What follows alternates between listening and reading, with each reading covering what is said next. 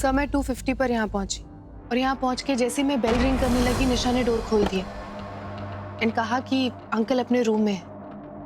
घर में बहुत अंधेरा था, रूम में भी अंधेरा था, कुछ दिखाई नहीं दे रहा था, बस इतना लग रहा था कि कोई ब्लैंकेट के नीचे सो रहा है। That's it. उसके बाद जो हुआ वो सबने देखा। लेकिन इम्पोर्टेंट ये है जानना कि उससे पहले क्या हुआ। आदि जानवी के साथ मिलके मेरे खिलाफ प्रूफ इकट्ठे कर रहा है। आदि सर मेरा प्यार सच्चा है। क्या गलती थी मेरी? निशा पे विश्वास या आदि सर से प्यार? अब मैं यही प्रूव करूंगी कि मेरे इस घर में आने से पहले ही अंकल को बच्चों के रूम में शिफ्ट कर दिया था एंड मुझे फंसाया जा रहा है। काकुसा, ये चिनी की अलार्म क्लॉक है। इस क्लॉक से क्या साबित होता है? कल रात ही टूट गई थी और घड़ी रुक गई थी।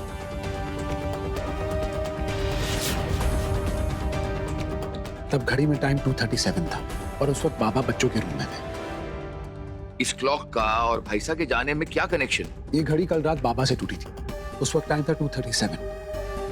दैट मीन्स मिस अग्रवाल के यहाँ पर आने से पहले बाबा बच्चों के रूम में जा चुके थे, क्योंकि ये तो यहाँ 2:50 पे पहुंची थी। आदि स्टोरी बहुत अच्छी है, बट ये कैसे प्रूफ हो सकता है कि ये क्लॉक बाबा साहब की वजह से ही टूटी है, और वो भी कल?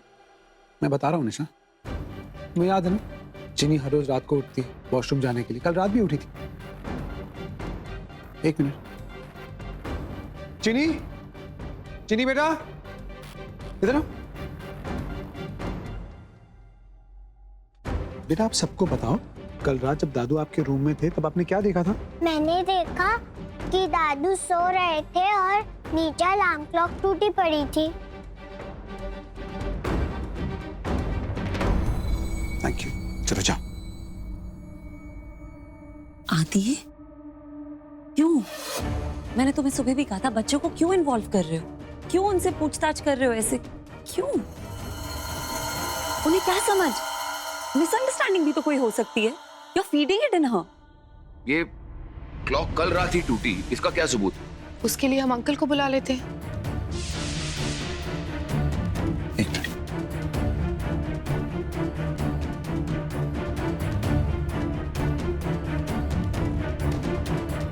नहीं बाबू, प्लीज इस घड़ी को देखिए और बताइए आपसे कब और कैसे टूटी थी।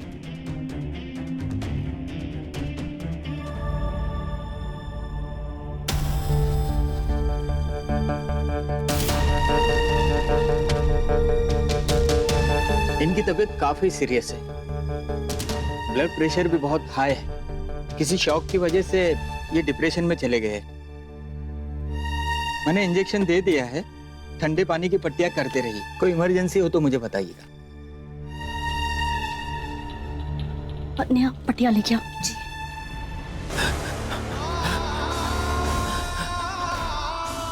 भाईसा, कौन हो तुम?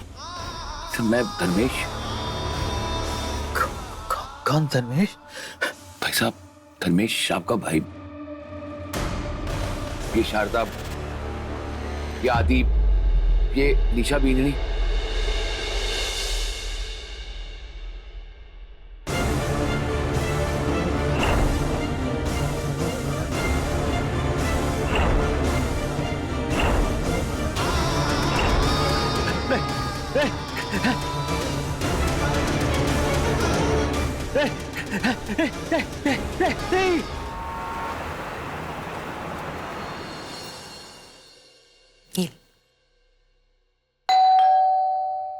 कौन आया होगा इस समय?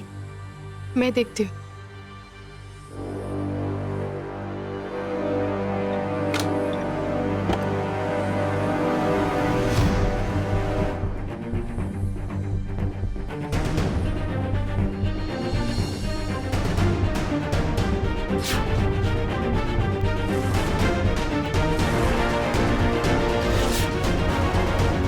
कौन है जानू?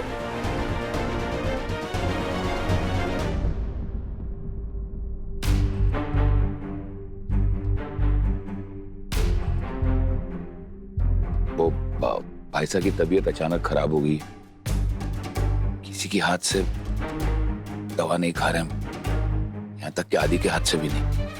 हम सबको पहचान भी नहीं रहे, कुछ समझ में नहीं आ रहा क्या करें। उन्होंने एक चीज को पहचाना और वो है वो तुम्हारा ब्रेसलेट।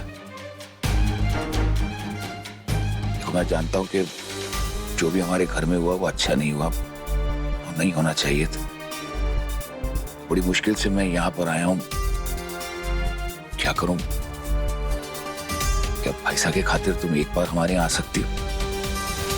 जी नहीं, जानवी आप क्या नहीं जाएगी। बेटा हम सब तो तुझसे कोई शिकायत नहीं है। शरद बच्ची अपना हाथ जला रही है, जाओ जल्दी लेके आओ प्लीज। निशा नौटंकी बंद करोगी तुम? देख रही हो ना बाबा की तबीयत कितनी खराब है। प्लीज उनकी हेल्थ के बारे में सोचो, और अगर नहीं सोच सकती तो चुपचाप बैठ जाओ। ये बेचारी भाईसा के लिए इतनी कठिन तपस्या कर रही है और तू इसी पे चिल्ला रहा है। क्या तपस्या है काकू साहब? कौन सी तपस्या कर रही?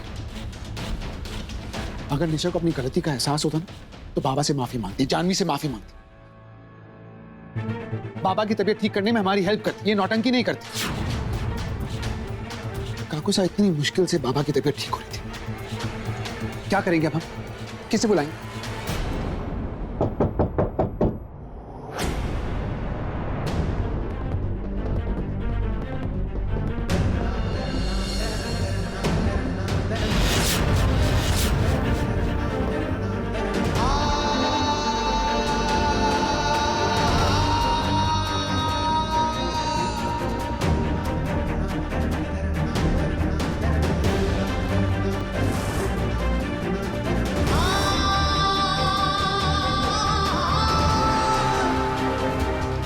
रघुपति राघव राजा राम, पतित पावन सीताराम। रघुपति राघव राजा राम, पतित पावन सीताराम। रघुपति राघव राजा राम, पतित पावन सीताराम। ईश्वर अल्लाह तेरो नाम, सबको सन्मति दे भगवान। रघुपति राघव राजा राम, पतित पावन सीताराम। ईश्वर अल्लाह तेरो नाम, सबको सन्मति दे भगवान। रघुपति राघव राजा राम, पतित पावन सीताराम। रघुपति राघव राजा राम, पतित पावन सीताराम। कौन है आप जो मेरी लाइफ में इतना इंटरफियर कर रही है? प्रियंक तुम्हारी दोस्ती की हदें बहुत ज्यादा बढ़ती हैं। जब भी आपका मन करता है आप अपना बैग उठा के आ जाती हैं आदित्य के पास, उसकी लाइफ की प्रॉब्लम सॉल्व करने के लिए, उसे अपना कंधा देने के लिए। क्या रिश्ता है आपका? इसका जवाब मैं तुम्हें दूंगा।